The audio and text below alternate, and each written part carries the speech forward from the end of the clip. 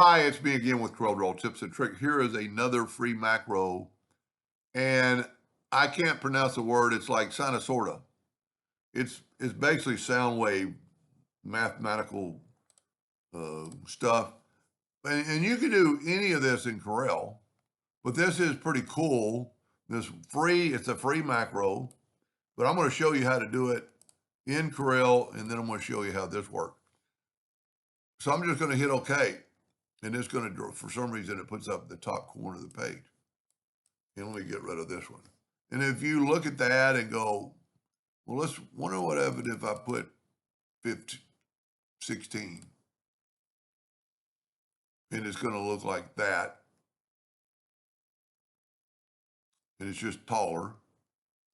And then you could raise or lower this number and hit OK. And it's shorter or it's less number value. But that is pretty cool when you're doing something like that. So let's do something pretty close to that. Well, let's go pretty low numbers totally. See, there's that same thing that you could draw in Corel very easily.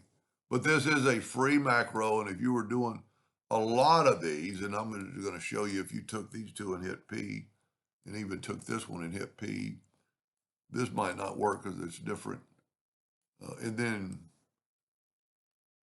select all these and actually combine them, and then turn it a color. Sometimes it'll work, sometimes it won't. And then left click, take away the outline. And that's a pretty unique graphic. And it's not as neat because I had some that had a lot more points. There's a pretty cool one. But to draw this in Corel Draw, while we're just here,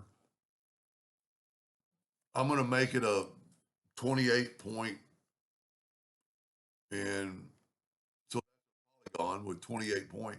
And then you just go down here, turn it into a curve, grab all the points with the shape tool, go up to windows, dockers, and corners, and just round them off. And you kind of get that same thing. And you could change the number, or the other way is just take an ellipse, get the distort tool, and start typing in numbers.